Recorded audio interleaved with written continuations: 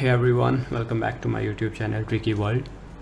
So today's video we will be looking at some of the important commands which we can use in SAP in order to tweak the code which is getting generated by recording of the steps in SAP. So if I start from very scratch, there is a ERP system SAP in most of the MNC use, so we can automate that SAP system by Excel macros. Like in Excel we can record the steps and automatically in the backend code is getting generated. Same way in SAP also there is a functionality, the same kind of code is getting generated in the backend and we can record the steps of SAP. So we will see today how we can modify the code which is getting generated by recording of steps in SAP and how we can use those important commands as per our requirement. So let's get started. On screen I have a notepad. In notepad I have a list of commands which I will be going through one by one. So first of all I will start with the recording automation. This is nothing, just in SAP there is the option of record scripting, so we can click on that option and we can record the steps. So this for further details on this you can refer to my previous video which was uploaded on this channel. Then the script which is getting generated automatically by the SAP VB script, in that most of the times we get two statements which are getting ended by set, focus and caret position. So these statements are nothing, these statements are just referring to particular position of mouse cursor or the active part of screen. So in the scripting, in real life scenarios, you can ignore these two statements, or you can delete these two statements out of your code, or you can keep as well. It will not impact, basically that is the point. So this was the first tip. Then second tip I would give, there are certain fields which are not editable, and so there is no coding which is getting generated for those uneditable fields, because you cannot enter any key into that particular field, so that field will not get data of that field we will not be able to fetch. So if I take an example, there is a value field.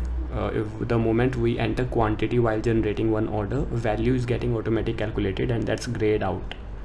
So in case there is a requirement that you need to fetch that particular value, you can just click or double click on that particular cell. These two lines will get generated. You can tweak the code. Instead of set focus, you can put text, and for cross check you can give a message box. So the moment you will run this particular statement, that particular text will get as a message box in Excel. So this way you can tweak the code. Then third scenario, third command, we have start transaction. So in many companies or organizations, they do not use SAP interface, so we don't have a place to enter transaction code. So in order to open any transaction, we can simply write down this particular let's say I want to open FPL5N transaction. I can put session dot start transaction, and in inverted commas I can give FBL5N. so this particular statement open this particular transaction. So it can be useful in case that that particular field is not available in SAP. Then there is another understanding of the code which is getting generated by SAP. If you will notice, most of the statements are getting started with this particular session dot start by ID or Windows 0. Such kind of syntax would be there basically. So initials would remain same, session dot start by ID or whatever was there. For example here, sorry, find by ID. If I take example of this particular statement, this will remain same in all the statements. So these is static, these are statics, it will not change, so you can ignore. Our main code starts from here, for example from here. So window 1, what exactly is this? So when we open SAP, when we open any particular transaction, let's say FBL 5N, or maybe if we are trying to capture an order, maybe VA01. So the moment we entered VA01 and we clicked enter, there will be a new screen which will come up. So that is a base screen, that would be Windows 0.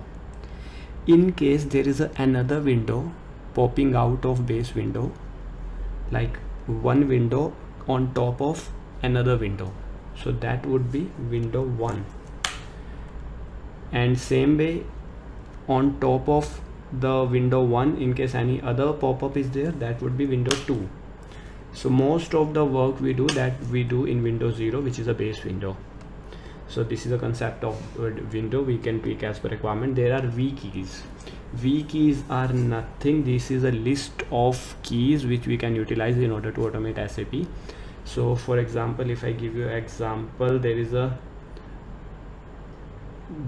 a command send V key 0. That means we are making an enter.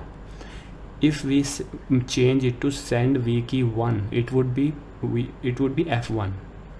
Let's say if we want to press F3 for one particular action, so we can write send V key 3. V key 3 would be equal to F3. So for further reference, list of keys you can find on Google. These are very useful commands as per your requirement. Whatever key you want to be pressed, you can press that with the help of V key. Then next we have title. So there are many scenarios that there is a window, we are trying to enter some information, there is a pop-up which is coming out. So that pop-up sometime is coming, sometime that pop-up is not coming out. So how to identify? We need to put a condition there. If that pop-up is coming out, then only maybe click enter, else do not click enter. So in that scenario we can put that this particular statement, pop-up would be window 1, because that's coming out of Windows 0. So we will put if session.activeWindow.name is window 1. If that is true, then further if window1.text is equal to this, on window the pop-up there would be a text on title, there would be a text of that pop-up.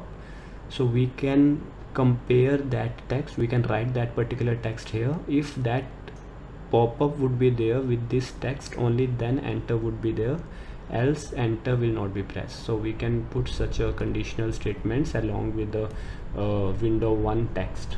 Let's say we do not want to fetch title text, we want to fetch inner text, whatever coming in the body of that pop-up.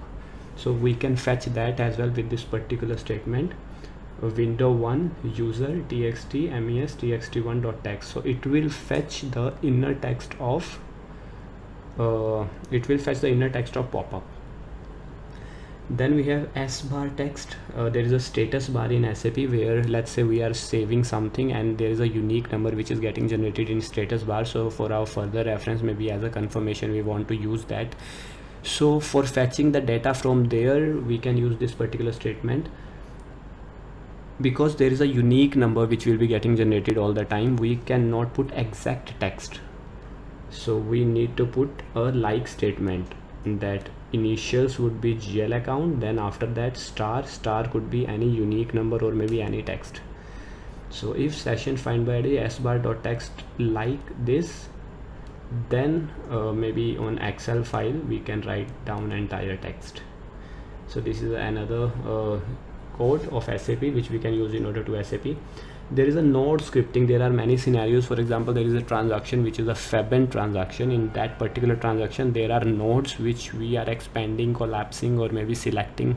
So that recording is quite difficult and not getting generated automatically by the SAP. There are certain restrictions, so we can automate that as well by these commands. Let's say expand node, we can give node number 01, 02, 03 as per our requirement, and in case there is a we want to select one particular node, then for example first node is expanding 0 1, then further sub node is expanding, then it would be 0 1 0 0 2, so it will keep increasing.